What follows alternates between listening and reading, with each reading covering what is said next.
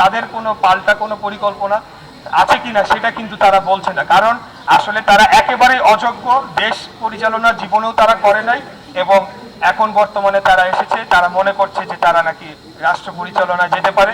এবং যারা বাংলাদেশের বিরোধিতা করেছে তারা এখন বাংলাদেশের জনগণের কাছে কোন মুখে ভোট চায়, এটা আমি আপনাদের কাছে প্রশ্ন রেখে যেতে চাই।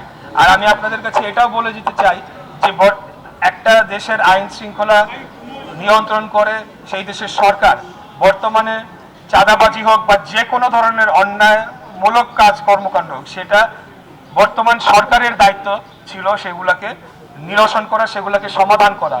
কারণ পুলিশ তো আর আমার কথায় চলে না, পুলিশ চলে সরকারের কথায়।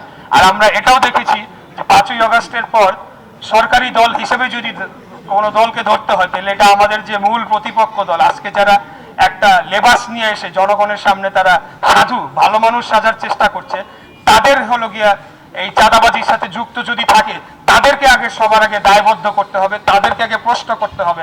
আপনারা তো সরকারের সবচেয়ে কাছের দল, তাহলে কেন আপনারা চাঁদাবাজি বন্ধ করার জন্য কার্যকরী পদক্ষেপ আপনারা নিচ্ছেন না? তাহলে বলতে হবে যে তারাই এটার সাথে যুক্ত, নীরবে নিভৃতে। যেভাবে তারা ব্যাংক দখল করেছে, যেভাবে তারা বিভিন্ন আর্থিক প্রতিষ্ঠান দখল করেছে, এখন তারা আসছে বাংলাদেশ দখল করতে। আমি আপনাদেরকে কথা দিতে চাই, এই স্বাধীনতা বিরোধী যারা দেশের বিরুদ্ধে ছিল 71 সালে, আমরা সবকিছু এক পাশে রেখে কিন্তু আমরা পাশাপাশি সহ অবস্থান করার জন্য একটা সৌহার্দ্যপূর্ণ পরিবেশ গড়ে তোলার জন্য কাজ করছিলাম।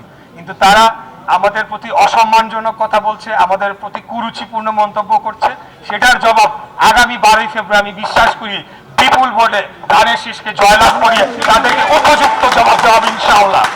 এই বাংলাদেশ, আমরা ধর্মপ্রাণ মানুষ, আমরা ধর্মভীর ধর্মান্ধ নই, আমরা ধর্মভীরু, আমরা ধর্মান্ধ নই।